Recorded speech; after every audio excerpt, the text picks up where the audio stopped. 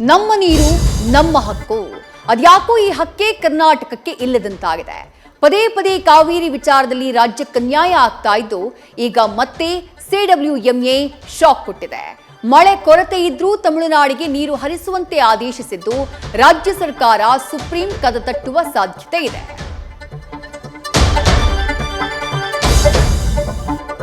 ನಮಗೆ ನೀರಿಲ್ಲದೆ ಇರುವಾಗ ತಮಿಳುನಾಡಿಗೆ ನೀರು ಹರಿಸಿ ಎಂದಿದ್ದು ರೈತರ ಪಿತ್ತ ನೆತ್ತಿಗೇರಿಸಿದೆ. ಮಂಡ್ಯದಲ್ಲಿ ಹೆದ್ದಾರಿಯನ್ನ ಬಂದ್ ಮಾಡಿ ಪ್ರತಿಭಟನೆಯನ್ನ ನಡೆಸಿದ್ರೆ ಇತ್ತ ಫಿಲಂ ಚೇಂಬರ್ ಕೂಡ ಶಂಖನಾದವನ್ನ ಮೊಳಗಿಸಿದೆ. ಅದ್ಯಾವ ಪರಿ ಈ ಕಿಚ್ಚು ವ್ಯಾಪಿಸ್ತಾ ಇದೆ ಅಂದ್ರೆ ತಮಿಳುನಾಡು ಸಿಎಂ ಸಿನಿಮಾಗೂ ಎಫೆಕ್ಟ್ ತಟ್ಟಿದೆ. ರಾಜ್ಯದ ಸಂಪುಟ ವಿಸ್ತರಣೆ ಗಜಪ್ರಸವದಂತಾಗಿದೆ.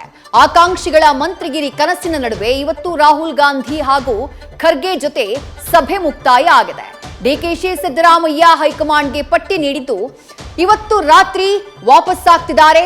ಸೋಮವಾರ ಸಂಪುಟ ವಿಸ್ತರಣೆ ಪಕ್ಕಾ ಆಗಿದೆ.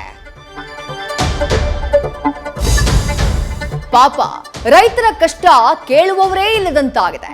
ವಿಪಕ್ಷ ನಾಯಕ ಆರ್ ಅಶೋಕ್ ನೇತೃತ್ವದಲ್ಲಿ ಬಿಜೆಪಿ ಬರ ಅಧ್ಯಯನ ತಂಡ ಬಳ್ಳಾರಿಯಲ್ಲಿ ಸಮೀಕ್ಷೆ ಮಾಡಿದೆ. ಬೆಳೆ ವೀಕ್ಷಣೆ ಬಳಿಕ ರೈತರ ಜಮೀನಿನಲ್ಲೇ ಕುಳಿತು ಡಿಕೆಶಿ ಸರ್ಕಾರದ ವಿರುದ್ಧ ಅಶೋಕ್ ಆಕ್ರೋಶ ಹೊರಹಾಕಿದ್ರು. ಮಾಜಿ ಪ್ರಧಾನಿ ಎಚ್.ಡಿ. ದೇವೇಗೌಡರ ಪತ್ನಿ ಚೆನ್ನಮ್ಮ ಇಹಲೋಕ ತ್ಯಜಿಸಿ ಇವತ್ತಿಗೆ 11 ದಿನ. ಅಗಲಿದ ಚೇತನಕ್ಕೆ ಗೌಡರ ಕುಟುಂಬ ಅಂತಿಮ ನಮನ ಸಲ್ಲಿಸಿದೆ. ಹಾಸನದ ಸಮಾಧಿ ಸ್ಥಳಕ್ಕೆ ತೆರಳಿ ಪೂಜೆ ಸಲ್ಲಿಸಿದ್ದು ದೇವೇಗೌಡರು ಸೀರೆಯನ್ನ ಅರ್ಪಿಸಿ ಕೆಲಕಾಲ ಮೌನಕ್ಕೆ ಜಾರಿದರು. ನ್ಯೂಸ್ ಫಸ್ಟ್ ನಿರ್ಭೀತಿಯಿಂದ ನಿಮ್ಮ ಪರವಾಗಿ.